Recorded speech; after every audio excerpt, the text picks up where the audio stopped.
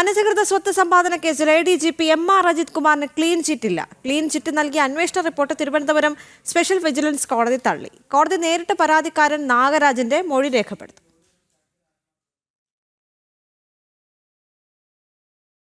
അനധികൃത സ്വത്ത് സമ്പാദന കേസിൽ ADGP MR അജിത് കുമാറിന് ക്ലീൻ ചിറ്റ് നൽകിയ അന്വേഷണ റിപ്പോർട്ട് തിരുവനന്തപുരം സ്പെഷ്യൽ വിജിലൻസ് കോടതി തള്ളി.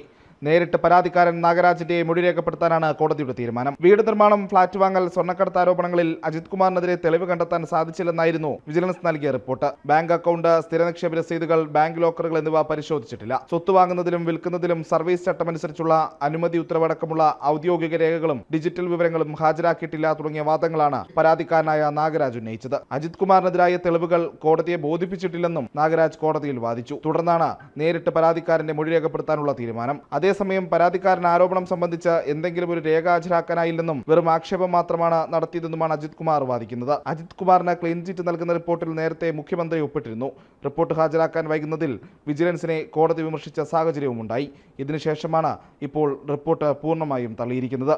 ജനം, തിരുവനന്തപുരം.